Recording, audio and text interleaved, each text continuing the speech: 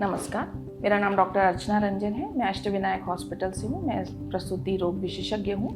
आज हम बात करेंगे अंतर्राष्ट्रीय महिला दिवस के विशेष अवसर पे। पहले तो मैं सारी महिलाओं को इस विशेष अवसर पर बधाई और शुभकामनाएं देना चाहती हूँ। मैं ये कहना चाहती हूँ कि इस विशेष अवसर पे मुझे बोलने का मौका मिल रहा है तो ये न मेरे लिए एक अवसर है बल्कि यह मेरी जिम्मेदारी भी है, जिससे कि मैं महिलाओं में जागरूकता फैला सकूं।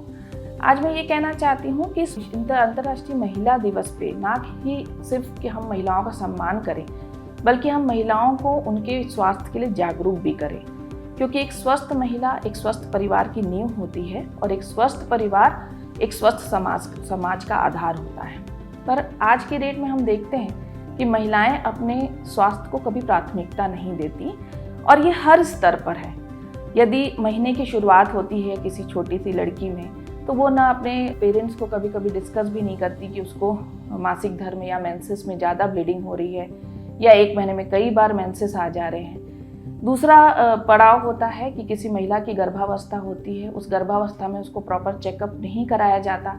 समय समय पर विशेष जांचें जो ज़रूरी होती है गर्भावस्था में वो नहीं कराई जाती, जिससे कभी कभी कोई केस कॉम्प्लिकेट भी हो जाता है। ब्लड प्रेशर बढ़ना या शुगर की समस्या होना या बच्चे का पूर्णतः विकास ना हो पाना, इस तरीके की समस्याएं 9 महीने में देखने को मिलती है। तीसरा पड़ाव ये होता है कि जैसे रजोनिवृत्ति जिसको बोलते हैं मेनोपॉज, उसमें भी महिलाओं को बहुत प्रकार की समस्याएं होती हैं। पर दूसरी महिला से डिस्कस करके कि ऐसा होता ही है, ये तब तो होगा ही अब आगे, वो ना डॉक्टरी परामर्श लेती है और कई ऐसी समस्याएं होती हैं जो साधारण दवाइयों या काउंसलिंग के थ्रू ही ठीक की जा सकती हैं, पर वो डॉक्टर के पास पहुंचते ही नहीं, यह मान के कि ये नॉर्मल है, होता ही रहेगा।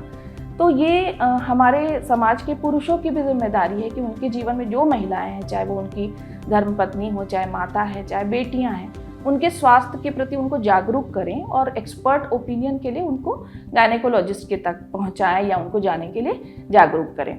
ये सारी चीज़ें करने से हमारे समाज का भी डेवलपमेंट बहुत अच्छी तरीके से होगा, क्योंकि यदि महिला स्वस्थ और मजबूत होगी तो उसके आगे आने वाली पीढ़ियां भी सशक्त होंगी। एक सशक्त महिला एक सशक्त पीढ़ी को जन्म देती है।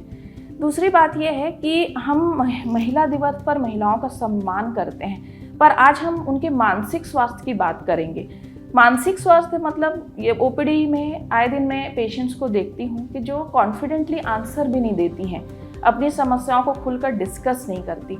जहाँ विश्व की कुछ महिलाएं अंतरिक्ष तक जा रही हैं, आज हमारे छत्तीसगढ़ की महिलाएं सामने बोलती भी नहीं हैं, अपनी समस्याओं को डिस्कस नहीं करती हैं। तो महिलाओं का मानसिक स्वास्थ्य बहुत ज़रूरी है कि मानसिक स्वास्थ्य के स्तर पर भी उनको जागरूक करना कि वो उन्हें अपने स्त्री रोग विशेषज्ञ से संपूर्ण अपने स्वास्थ्य के बारे में खुलकर डिस्कस करना ज़रूरी है।